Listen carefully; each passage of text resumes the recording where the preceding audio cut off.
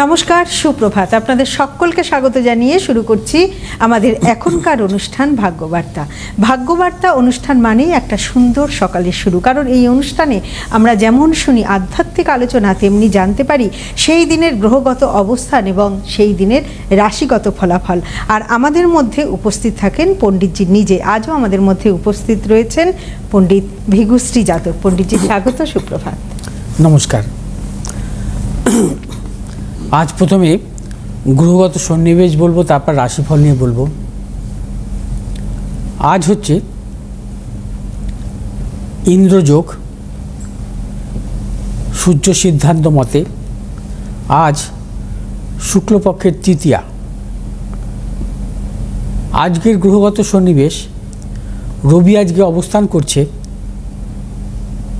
মীন রাশির উত্তর ভাদ্রপদ নক্ষত্রে, চন্দ্র আজকে অবস্থান করছে মেষ রাশির অশ্বিনী নক্ষত্রে, মঙ্গল আজকে অবস্থান করছে কুম্ভ রাশির পূর্ব ভাদ্রপদ নক্ষত্রে, বুধ আজকে অবস্থান করছে কুম্ভ রাশির শতবিশা নক্ষত্রে, বৃহস্পতি আজকে অবস্থান করছে মিথুন রাশির পূর্ণবসু নক্ষত্রে, শুক্র আজকে অবস্থান করছে মীন রাশির রেবতী নক্ষত্রে, শনি আজকে অবস্থান করছে মীন রাশির উত্তর ভাদ্রপদ নক্ষত্রে, রাহু আজকে অবস্থান করছে কুম্ভ রাশির শতবিশা নক্ষত্রে, কেতু আজকে অবস্থান করছে সিংহ রাশির পূর্ব ফাল্গুনী নক্ষত্রে। আজ আত্মকারক গ্রহ হচ্ছে শুক্র, আজ রাজ্য কারক গ্রহ হচ্ছে রবি এবং বৃহস্পতি। আজ অভিজিৎ মুহূর্ত দিবা অর্থাৎ দুপুর 12টা 6 মিনিট থেকে 12টা 52 মিনিট পর্যন্ত। আজ রাহুকাল চলবে সকাল 8টা 42 থেকে 10টা 12 মিনিট পর্যন্ত। আজ ইন্দ্রযোগ। ইন্দ্রযোগ অত্যন্ত শুভ। ইন্দ্রযোগে জন্মগ্রহণকারী জাতক জাতিকারা জীবনে সাফল্য পায়। ইন্দ্রযোগ এই জন্মগ্রহণকারী জাতক জাতিকাদের উচ্চ শিক্ষা আসে এবং এরা সর্ববিষয়ে জ্ঞান পাণ্ডিত্য অর্জন করে। এরা ইন্দ্রযোগে জন্মগ্রহণকারী জাতক জাতিকারা জীবনে অর্থনৈতিক সাফল্য পেয়ে থাকেন। যদি ইন্দ্রযোগের জন্মগ্রহণকারী জাতক জাতিকারা ভাগ্যপতি গ্রহের দশায় বা পঞ্চমপতি গ্রহের দশায় জন্মগ্রহণ করেন, তারা কিন্তু জীবনে প্রবল সাফল্য পান এবং সারা জীবন কিন্তু তাদের সাফল্য আসে। আজকের রাশির দ্বাদশভাবে অবস্থান করছে শনি, রবি এবং শুক্রের অবস্থান, অর্থাৎ পঞ্চমপতি রবি দুস্থানগত, কর্মপতি শনি দুস্থানগত এবং দ্বিতীয়পতি ধনপতি কারক গ্রহ হচ্ছে শুক্র দুস্থানগত। শনির দহনও চলছে। এই যোগকে বলা হয় ছন্ন ছাড়া যোগ, কারণ কখনোই পঞ্চমপতি কর্মপতি বা দ্বিতীয়পতি দুস্থানগত থাকা শুভ নয়, এবং দুস্থানগত থাকলে তাদের জীবনে নানারকম প্রতিকূলতা আসে। তারা জীবনে কখনো এডুকেশন সংক্রান্ত সাফল্য পায় না, কর্মজীবনে নানা রকম বিভ্রাট থাকে, কারণ শনি হচ্ছে কর্মফলের দেবতা। শনি যেহেতু রাশির দ্বাদশভাবে অবস্থান করছে কর্মপতি হয়ে, এবং শনি যেহেতু দহন চলছে, এ অত্যন্ত অশুভ।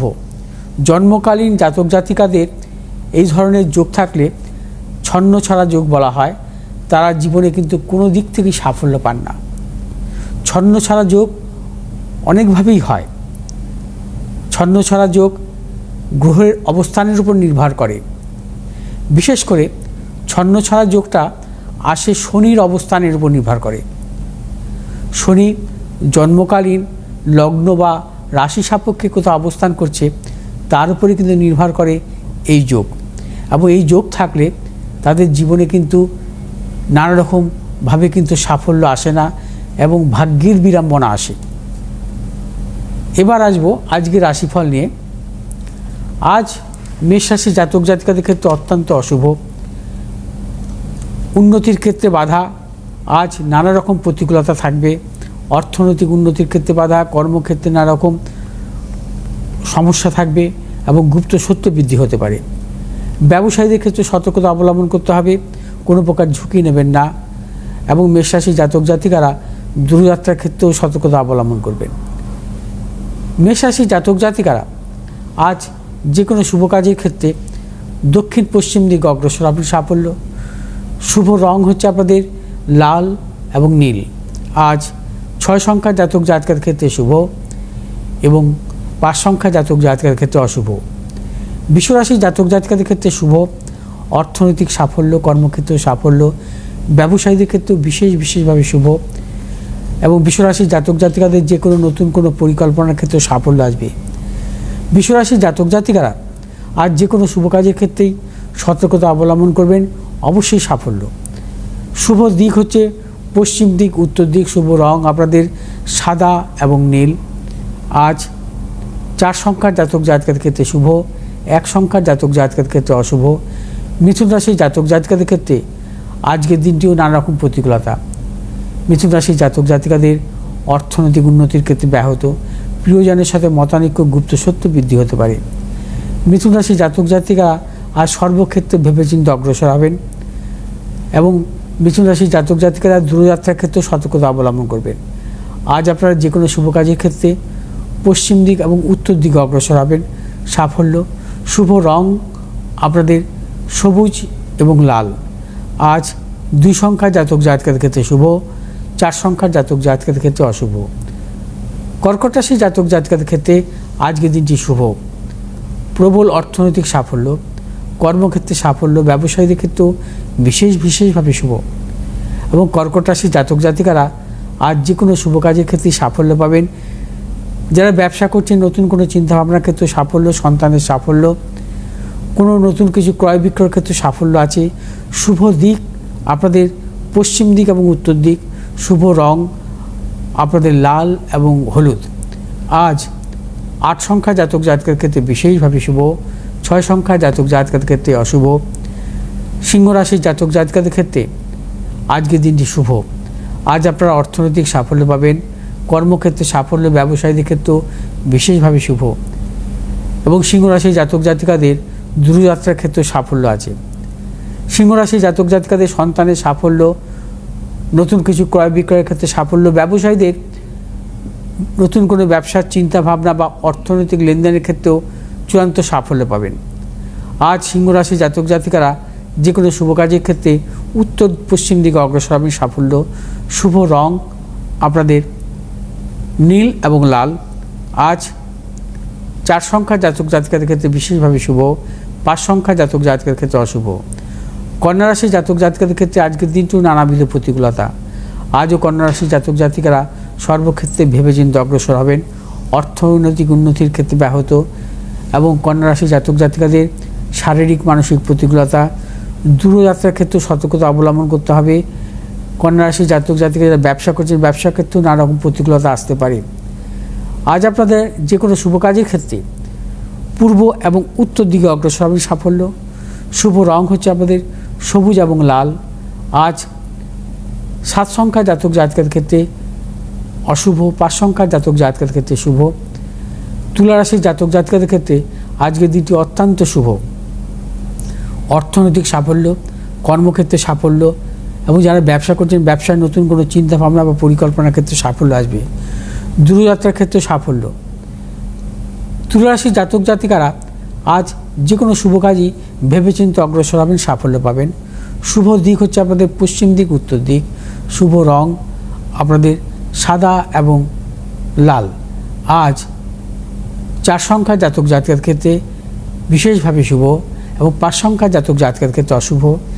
বৃশ্চিক রাশির জাতক জাতিকাদের ক্ষেত্রে আজকের দিনটি নানাবিধ প্রতিকূলতা, শারীরিক মানসিক প্রতিকূলতা, অর্থনৈতিক উন্নতির ক্ষেত্রে ব্যাহত, প্রিয়জনের সাথে মতানৈক্য, গুপ্ত সত্য বৃদ্ধি হতে পারে। বৃশ্চিক রাশির জাতক জাতিকা যারা ব্যবসা করছেন ব্যবসা ক্ষেত্রে ভেবেচিন্তে অগ্রসর হবেন, কোনো মতানৈক্যে জড়াবেন না বা কাউকে বিশ্বাস করবেন না, অর্থ নাশ হতে পারে প্রবলভাবে। বৃশ্চিক রাশির জাতক জাতিকারা আজ দূরযাত্রার ক্ষেত্রে সতর্কতা অবলম্বন করবেন। আজ আপনারা যে কোনো শুভ কাজের ক্ষেত্রে দক্ষিণ পূর্ব দিকে অগ্রসর হতে পারেন। শুভ রং আপনাদের সবুজ এবং নীল। আজ 6 সংখ্যার জাতক জাতিকার ক্ষেত্রে শুভ, 9 সংখ্যার জাতক জাতিকার ক্ষেত্রে অশুভ। ধনুরাশির জাতক জাতিকাদের ক্ষেত্রে আজকের দিনটি বিশেষভাবে শুভ। অর্থনৈতিক সাফল্য, কর্মক্ষেত্রে সাফল্য, ব্যবসায়ীদের ক্ষেত্রেও বিশেষভাবে শুভ। এবং ধনুরাশির জাতক জাতিকাদের নতুন কোনো চিন্তাভাবনার ক্ষেত্রেও সাফল্য মিলবে। ধনুরাশির জাতক জাতিকাদের পারিবারিক দিক থেকে শুভ। এবং ধনুরাশির জাতক জাতিকারা আজ দূরযাত্রার ক্ষেত্রে সাফল্য পাবেন। ধনুরাশির জাতক জাতিকারা যে কোনো শুভ কাজের ক্ষেত্রে পূর্ব এবং দক্ষিণ দিকে অগ্রসর হবেন, সাফল্য। শুভ রং হচ্ছে আপনাদের হলুদ এবং নীল। আজ 7 সংখ্যার জাতক জাতিকার ক্ষেত্রে বিশেষভাবে শুভ, 2 সংখ্যার জাতক জাতিকার ক্ষেত্রে অশুভ। মকর রাশির জাতক জাতিকাদের ক্ষেত্রে আজকের দিনটি শুভ।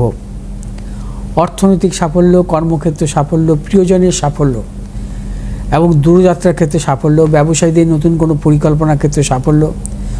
মকর রাশির জাতক জাতিকারা আজ যে কোনো শুভ কাজের ক্ষেত্রে পূর্ব উত্তর দিকে অগ্রসর হবেন, সাফল্য। শুভ রং হচ্ছে আপনাদের নীল এবং সাদা।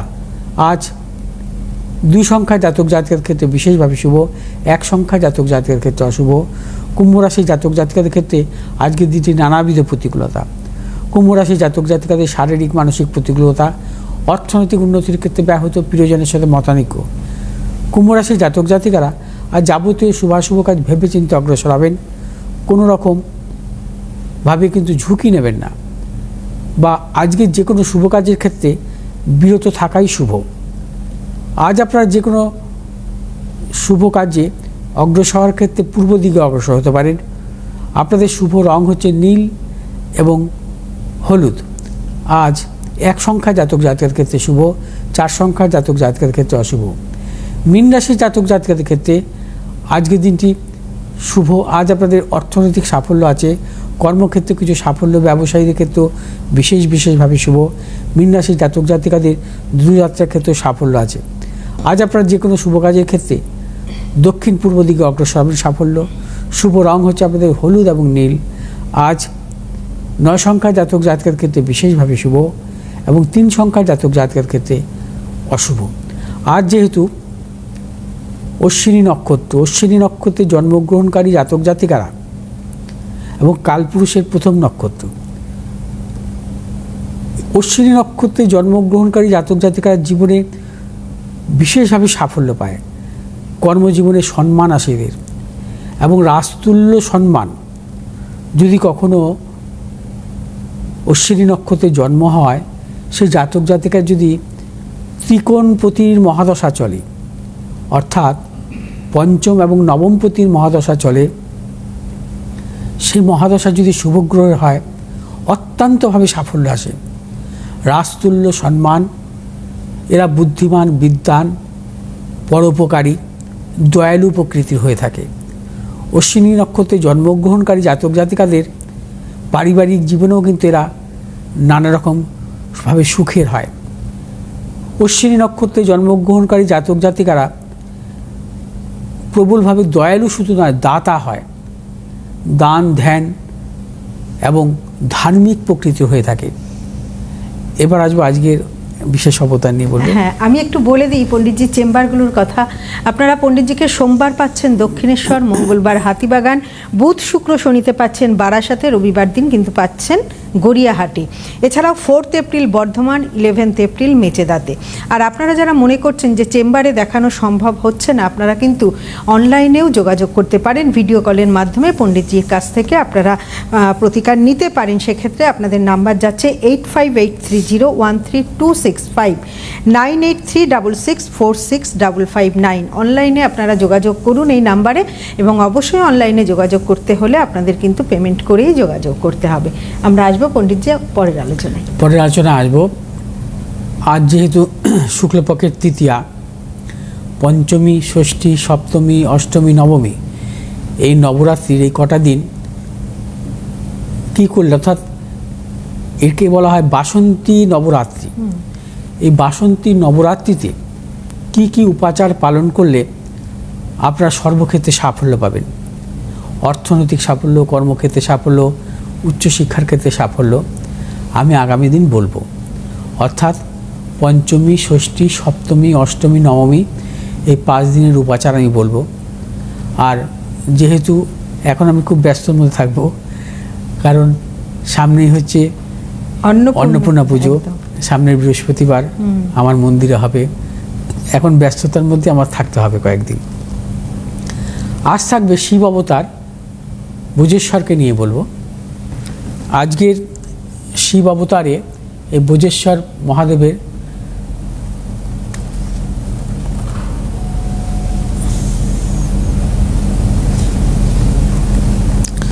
চৈত্র মাস শিবের মাস। চৈত্রের অবসান এবং বৈশাখের আগমন হয় নীল পুজোর মাধ্যমে, যা শিবেরই রূপ। শিবের অনেক রূপ, অনেক অবতার। সেই অবতারগুলোকে নিয়ে আজ এই ধারাবাহিক আলোচনা। আজকের পর্বে শিবের বজ্রেশ্বর অবতার। বজ্রেশ্বর হলেন ভগবান শিবের এক উগ্র যোদ্ধা অবতার, যিনি অসুরদের পরাজিত করে ধর্ম রক্ষা করেন। পুরাকালে যখন অসুররা দেবতাদের যজ্ঞ বেদী আক্রমণ করতেন, তাদের যজ্ঞ বন্ধ করে দেবতাদের ক্ষমতা খর্ব করতে তখন ভোজেশ্বর রূপে অবতীর্ণ হন শিব। অসুর নিধন করে দেবতাদের রক্ষা করেন, তাদের পুজো বজায় রাখেন। তাই এই রূপে শিবের ওপর ভালো মন্দ বিজয়ের বার্তা দেন এবং সনাতন ধর্মকে শক্তিশালী করেন। এছাড়াও তান্ত্রিক ঐতিহ্য জগন্নাথদেবকেও ভোজেশ্বর নামে অভিহিত করা হয়। ধার্মিকতার রক্ষক ও দুষ্টের দমনকারী তিনি। বজ্র অর্থ হচ্ছে অটল, কঠিন ও অপ্রতিরোধ্য শক্তি। ঈশ্বর অর্থ সর্বশক্তিমান প্রভু। তাই বজ্রেশ্বর মানে যিনি বজ্রের ন্যায় অপরাজেয়, শক্তির অধিকারী।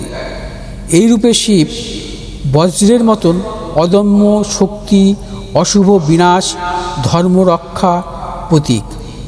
এই রূপে শিবের দেহ থেকে তেজ ও বিদ্যুতের মতো জ্যোতি বিচ্ছুরিত হয়। হাতে ত্রিশূল বা বজ্রশক্তির প্রতীক অস্ত্র। তিনি ক্রোধময় কিন্তু ন্যায় রক্ষাকারী।